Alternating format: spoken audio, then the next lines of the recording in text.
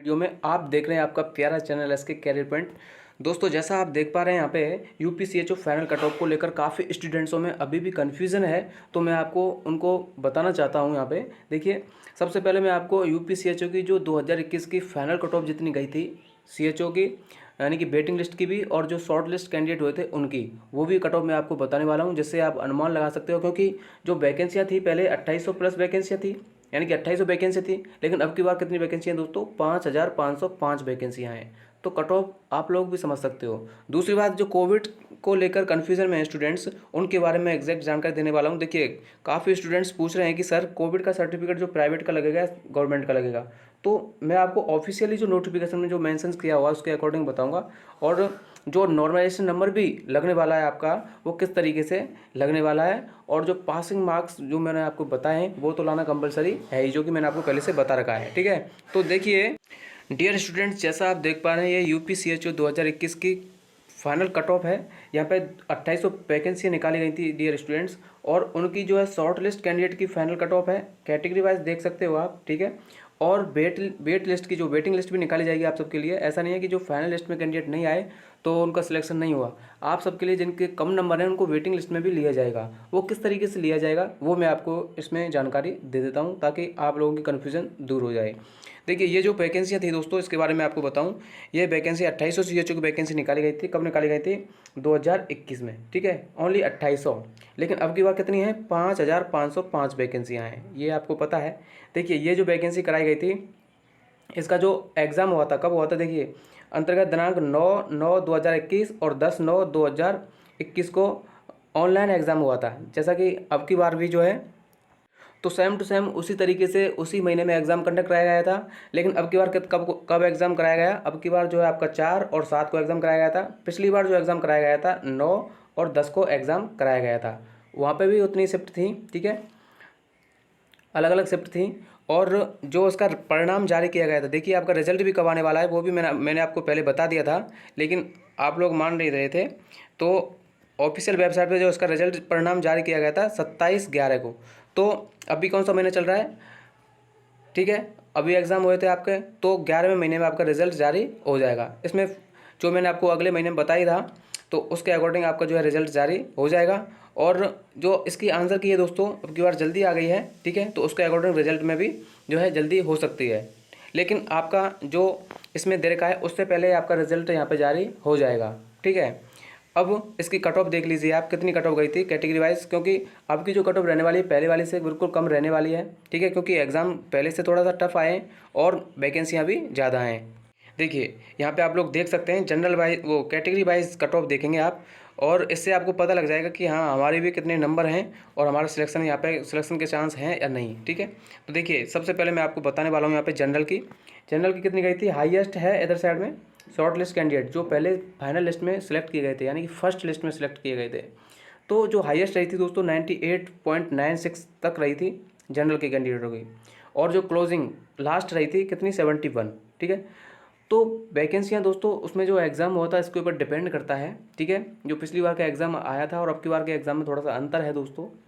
अब की बार के एग्ज़ाम में आपने अनुमान लगाया हो, किसी के भी यहाँ पे 60 प्लस नंबर ही नहीं आ रहे हैं। बहुत कम ऐसे कैंडिडेट हैं जिनके 60 प्लस नंबर बन रहे हैं। दूसरी बात, यहाँ पे जो EWS की थी, जो हाईएस्ट थी 71 थी और लोएस्ट 56 थी। उसी प्रकार से OBC की हाईएस्ट 81 थी और लोएस्ट 66 थी। और SC और ST की दोस्तों 71 थी और लोएस्ट यहाँ पे जो ST की गई है 48 भी गई है, और SC की कितनी गई थी? 60 गई थी। तो इस चीज़ से आप अनुमान लगा सकते हो। और ये जो दोस्तों 2800 वैकेंसियों की कट ऑफ है, ये अब की बार से तो हाई गई थी क्योंकि एग्ज़ाम के लेवल को देखते हुए गई थी। दूसरी बात, वैकेंसियाँ भी काफ़ी हैं। अब की बार जो 5505 वैकेंसियाँ हैं, तो इस तरीके से आप अनुमान लगाओगे।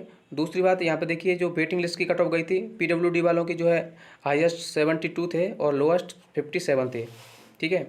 अब देखिए वेटिंग लिस्ट में कितने को सिलेक्शन हो जाएगा, यानी कि फाइनल सिलेक्शन कितने तक हो सकता है। जो वेटिंग में भी अगर सिलेक्शन हो जाएगा तो वो जो है उतने नंबर अगर आपके हैं, देखिए जो ओपनिंग थी वेटिंग लिस्ट वालों की 71 थी, यानी कि इतने कम थी ना जो फाइनल लिस्ट में आए थे, उनसे कम वाले वेटिंग लिस्ट में आएंगे। जो lowest waiting list cut off थी, जैसे मान के चलिए 60 है, जनरल वालों की 60 तक जनरल वालों को सिलेक्शन यहाँ पे हो गया था। और जो EWS वाले थे जिनके 33% भी थे, उनका भी वहाँ पे सिलेक्शन हुआ था वेटिंग लिस्ट में, ठीक है। और उसी प्रकार से OBC के कैंडिडेट का 56 नंबर जिनके हो रहे थे, तो उनका सिलेक्शन हुआ था। और SC और ST वालों को दोस्तों देखिए 26% पर भी सिलेक्शन हुआ था, ठीक है। तो आप अनुमान लगा सकते हो 26 जिसके नंबर थे उनका भी वहाँ पे सिलेक्शन हुआ था। अब क्राइटेरिया इसमें क्या है, अलग अलग से कोविड के अंक शामिल किए गए हैं, और नॉर्मलाइजेशन तो पिछली बार भी हुआ था, नॉर्मलाइजेशन अब की बार भी होगा, ठीक है। तो ये क्राइटेरिया था, और PWD लास्ट 35 नंबर तक जो उनका सिलेक्शन देखने को मिला था।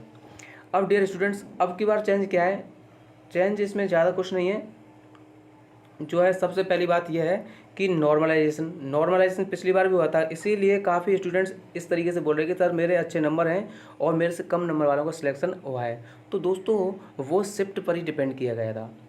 अभी भी जो NHM के द्वारा जितनी भी शिफ्ट कंडक्ट कराई गई थी, उन शिफ्टों में जो भी एग्ज़ाम हुए थे NHM के द्वारा शिफ्ट वाइज देखा जाएगा। जिस शिफ्ट में कम नंबर आ रहे हैं सभी स्टूडेंट्सों के, एवरेज स्टूडेंट्सों के कम नंबर आ रहे हैं, तो 100% उस शिफ्ट के कैंडिडेटों के नंबर यहाँ पे इंक्रीज होंगे। आप टेंशन मत लीजिए।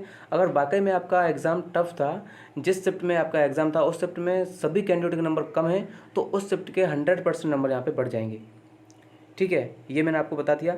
अब बात कर लेते हैं कोविड सर्टिफिकेट वालों की। देखिए कोविड सर्टिफिकेट वालों की मैं आपको एग्जैक्ट जानकारी देता हूँ। डियर स्टूडेंट, जैसा आप देख पा रहे हैं ऑफिशियल नोटिफिकेशन आप सबके लिए डाउनलोड करके जो है हम दिखा रहे हैं, और यहाँ पे जो आप 5वां पॉइंट है इसको आप अच्छे से पढ़ लीजिए।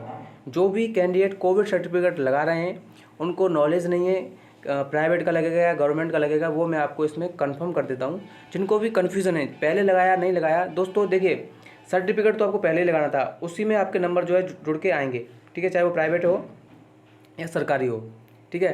अगर आपके पास था या नहीं था, वो आपने अगर ऑप्शंस आया था UPCHO फॉर्म फिलअप करते समय कितना एक्सपीरियंस है आपके पास में, अगर आपने लगा दिया तो बहुत अच्छी बात है, नहीं लगाया तो अब उसका कुछ भी नहीं होने वाला।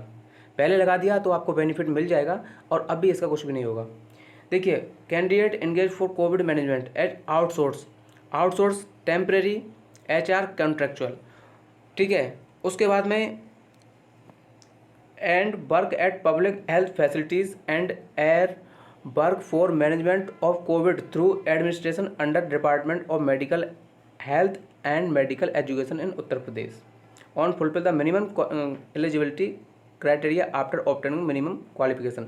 तो दोस्तों इसका मतलब ये है, देखिए आउटसोर्सिंग टेम्परेरी कॉन्ट्रेक्चुअल ये सभी गवर्नमेंट के अंडर ही आते हैं, ठीक है। प्राइवेट का यहाँ पे जो है एक्सपीरियंस नहीं माना जाएगा।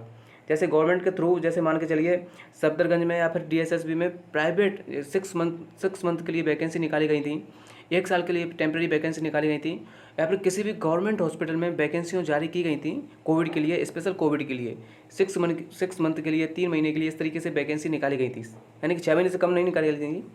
तो उस के दौरान अगर आपके पास एक्सपीरियंस है, एक्सपीरियंस दोस्तों, या फिर आपका NHM का हो सकता है, NHM के थ्रू आप अगर काम किए हों, या फिर किसी गवर्नमेंट हॉस्पिटल में टेम्प्रेरी बेस पर काम किया हो, तो उसका एक्सपीरियंस यहाँ पे मान्य होगा, ना कि प्राइवेट हॉस्पिटल का।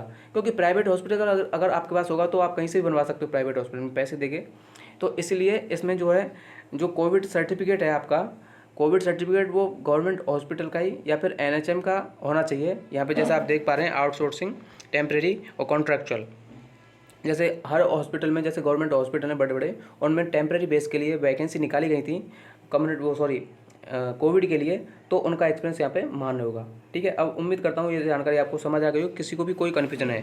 और नंबर आपके कितने कितने बढ़ रहे हैं, जिनके पास वैलिड सर्टिफिकेट है उनके नंबर देख सकते हो, 5 जो है 6 महीने के 5 नंबर बढ़ रहे हैं, और 1 साल के 10 नंबर बढ़ रहे हैं, और 1.5 साल के दोस्तों 15 नंबर यहाँ पे बढ़ रहे हैं। जिनके पास भी वैलिड सर्टिफिकेट है दोस्तों, तो उनको सिलेक्शन से यहाँ पे कोई भी नहीं रोक सकता अगर उनके पासिंग मार्क्स आज गए हों, ठीक है। तो दोस्तों ये कन्फ्यूज़न आपके दूर करने के लिए स्पेशल ये वीडियो बनाया गया था, और कट ऑफ्स की भी मैंने आपको कन्फ्यूज़न दूर कर दी है। उम्मीद करता हूँ वीडियो काफ़ी अच्छा लगा होगा, और अच्छा लगा है दोस्तों इसको लाइक कर दीजिए। लाइक नहीं करते हो आप, क्योंकि बहुत सारे स्टूडेंट्स को वैलिड इन्फॉर्मेशन देते हैं लेकिन फिर भी लाइक नहीं करते हैं। तो इसलिए डियर स्टूडेंट्स लाइक कर दीजिए और शेयर कर दीजिए अपने सभी दोस्तों के साथ में, जो भी कोविड का सर्टिफिकेट लगाना चाहते हैं, जिन्होंने लगाया है उनके लिए क्या बेनिफिट मिलने वाला है। और दूसरी बात, यहाँ पे जितने भी कैंडिडेट हैं जो कट ऑफ के कन्फ्यूज़न में थे अभी तक, बोल रहे थे कि सर कट ऑफ आप बहुत कम बता रहे हो, तो दोस्तों एग्ज़ाम का लेवल के अकॉर्डिंग मैंने कट ऑफ बताया है आपका, टेंशन मत लीजिए आप। और जो नंबर जुड़ेंगे आपके इस कट ऑफ में जुड़ेंगे आपके, जो मैंने आपको बताया है, ठीक है। तो अभी के लिए इतना ही, थैंक्स, जय हिंद, जय भारत।